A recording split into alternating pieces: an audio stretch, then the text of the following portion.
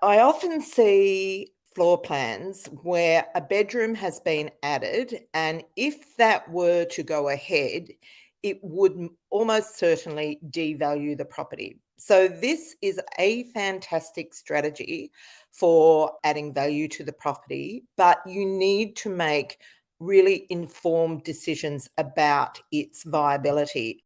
You're listening to the She Renovates podcast. You're listening to She Renovates, the podcast for women who want to renovate to create an income and a life they love.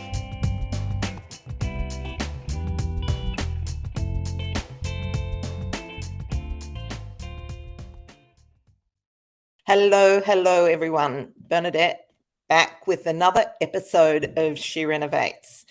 And today we're going to be talking about adding a bedroom to your project. Now, a few weeks ago, we had the stats guru, John Lindemann, on, and one of the things that he talked about is the function in realestate.com to determine, to see the difference in median house price between a two-bedder and a three-bedder and a four, and using that as an indication to know whether there's value in adding a bedroom.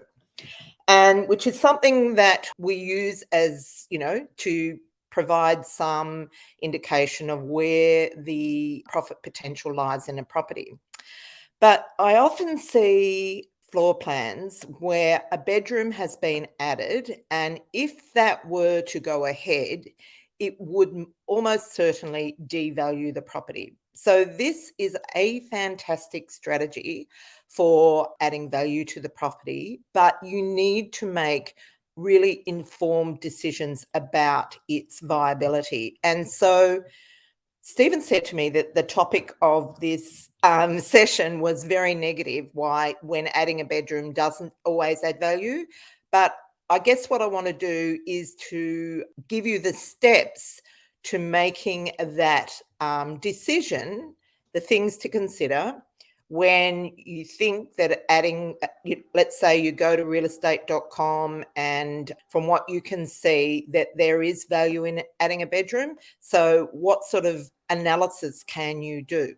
So we have a process called Cosmetic plus Renovating, and in that process, the floor plan, it's the biggest sort of consideration in terms of adding value. So we add value on multiple levels, but the floor plan, really, if you get this right, it's a winner, and if you get it wrong, it's a deal breaker. And so that's what we're talking about, creating the ideal floor plan for your property.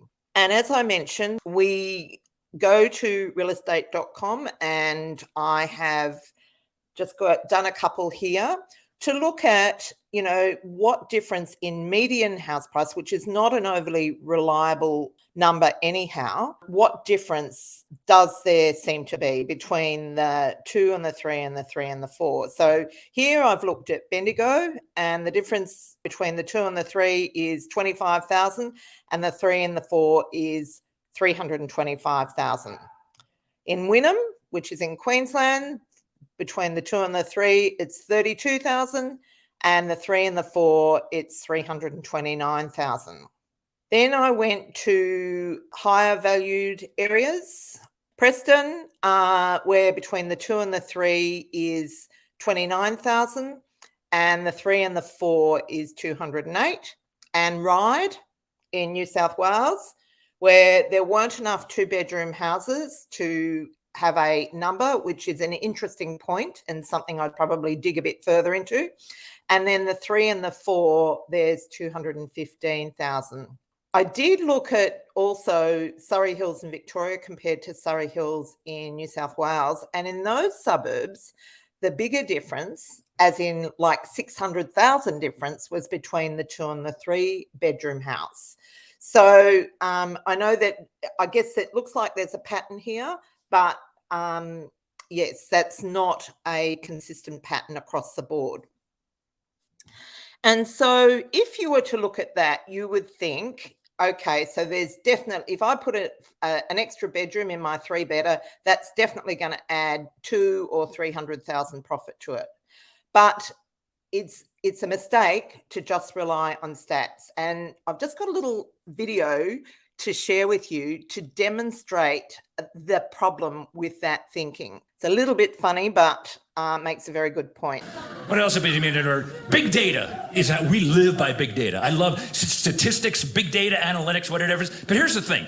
When it comes to big data, there's a lot of bad data out there. Because statistics can be manipulated. To show you how you can manipulate statistics, these are actual true statistics. Watch what I do with them. These are actual true. It turns out in China, there's about 1.4 billion people in China, right? 1.4. There are 7 billion people on Earth. Therefore, statistically, it cannot be argued 1 out of every 5 babies born on Earth are in fact Chinese.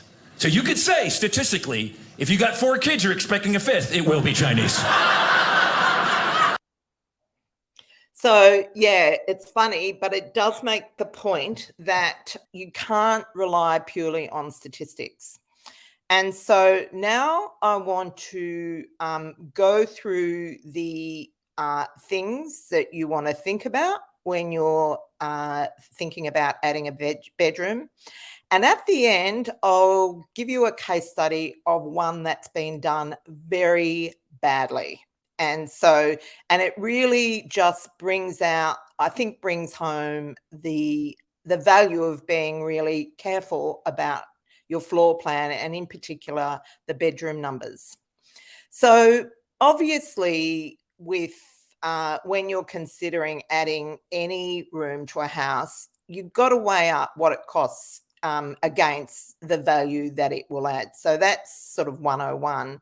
And of course, if you can manage the bedroom, get an extra bedroom into the existing floor plan, then that's the most cost-effective way in order to do it. But you need to make sure, if you're putting it into the existing floor plan, that it doesn't have a knock-on effect, a negative knock-on effect. You want it all to be positive if you can manage it. And so they're the next things that you want to think about.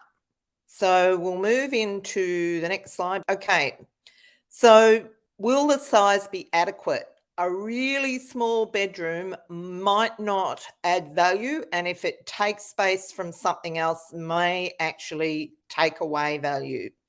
So the dimensions of a bedroom, one wall needs to be at least 2.6 meters, because a bed measures slightly over 2 meters. So in order to get around the end of the bed, then you need to have at least 600 to be able to do that comfortably. Then the other wall needs to be no less than 2.4 meters. And this is excluding storage. If you've got wardrobes to go in, you'll need to add those on, because, like a single bed is 900 wide.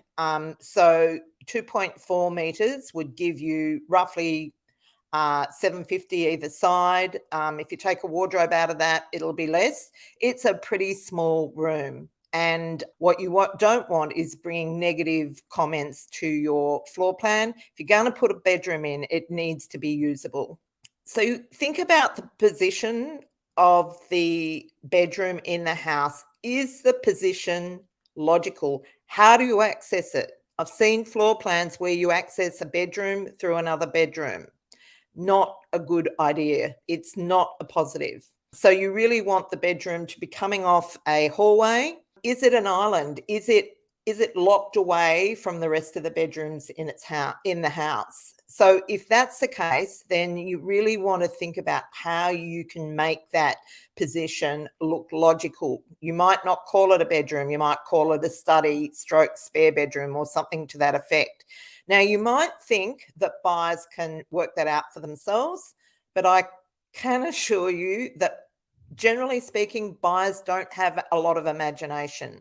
And so, if you want them to know something about the layout of the house, you need to tell them and make it really clear. By putting a sofa bed and a desk in there, makes it pretty clear, and get it onto the floor plan as well, the use of the room. Then you want to think about the ratios. Now, firstly, how many bedrooms are in the house already? So if that going to a 3 to a 4, you're going to get a big uplift.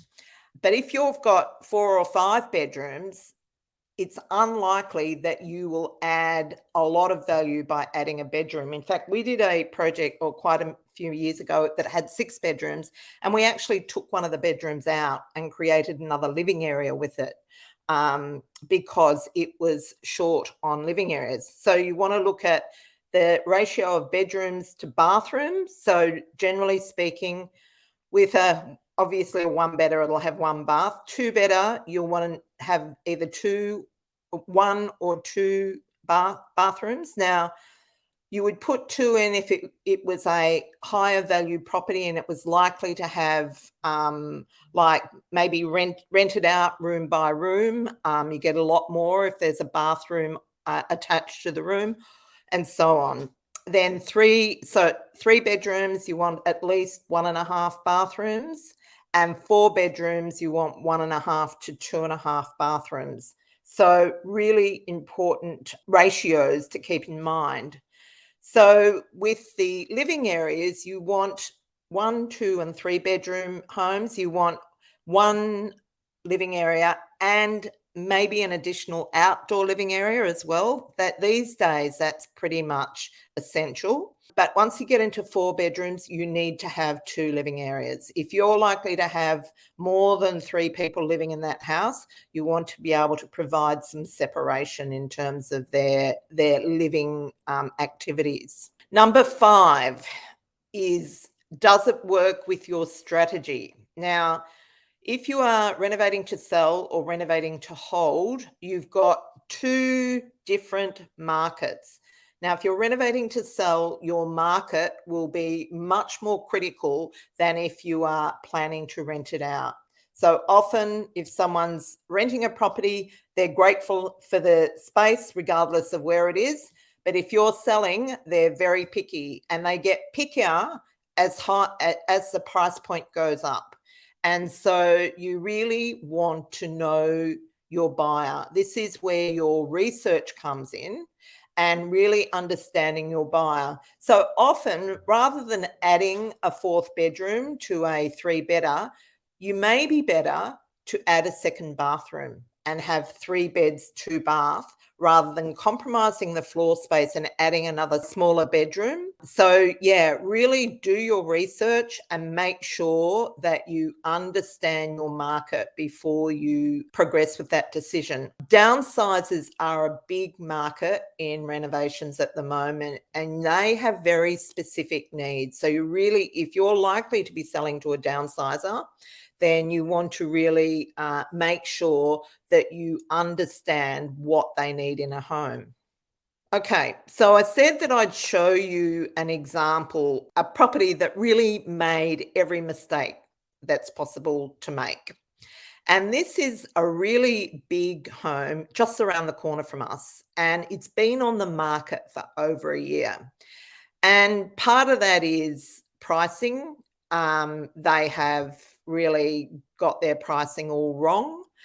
But the other part of it is the floor plan. And so I just did the analysis on our suburb via realestate.com, or I just checked the stats, to be honest.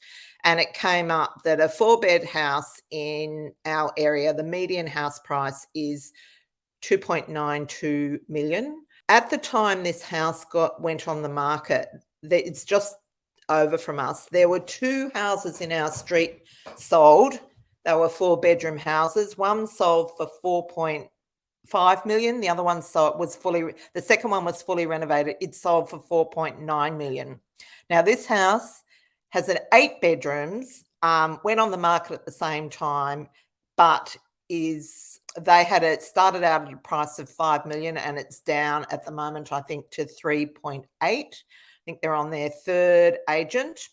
And yeah, so just keep in mind, it's not just about the floor plan, but the floor plan's definitely played a big part in this. Okay, so here it is. It's an 8-bedroom, 5-bathroom, 4-car park property. You would think that this would be an amazing home for this area, where it's hard to get a big house. It's hard to get car parking. And it was an old restaurant, and they did a renovation.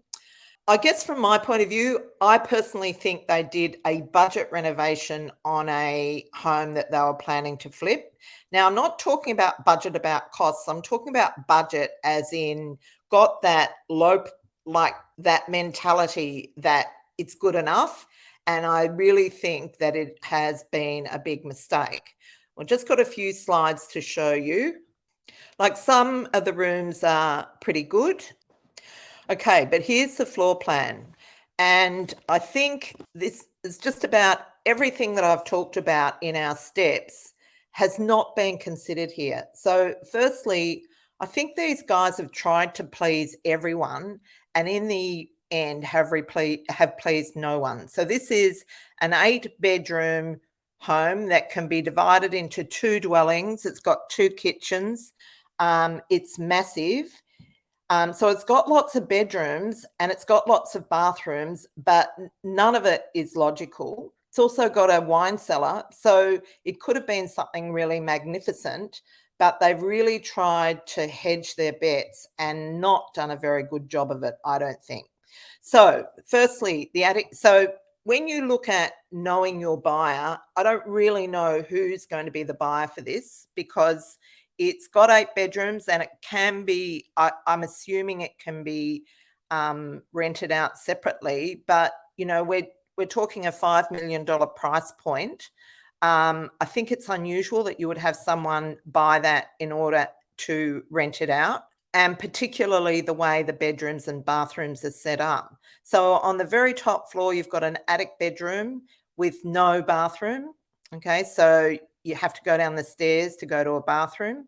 On the next level, you've got a tiny bedroom with a tiny bathroom adjacent, and then a massive bedroom that has to share the tiny bathroom with the tiny bedroom.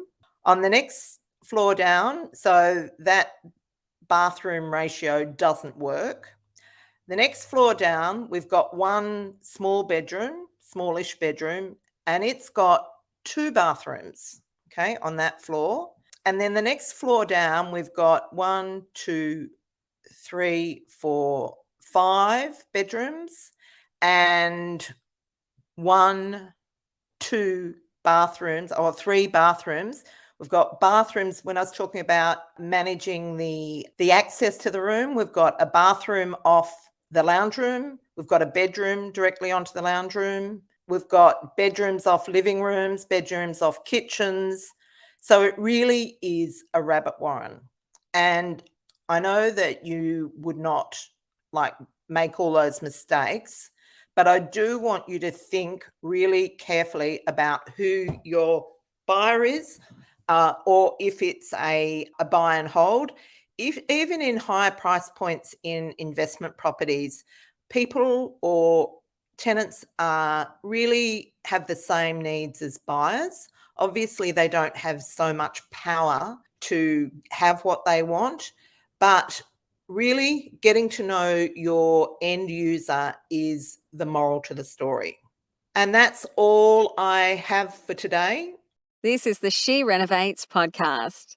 To discover how to harness the power of renovating, check out theschoolofrenovating.com.